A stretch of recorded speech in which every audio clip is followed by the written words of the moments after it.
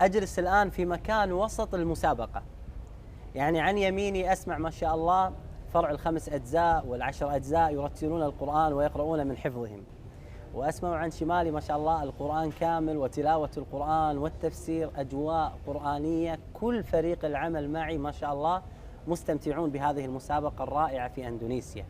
والآن أجلس ما شاء الله مع طفله عمرها 11 سنة ما شاء الله مشاركة في فرع التلاوة، صوتها جميل ورائع. نريد أن نسمع، وحقيقة هي لا تعلم شيء من اللغة العربية أبدا، حتى لو أسألها عن اسمها ما راح تعرف.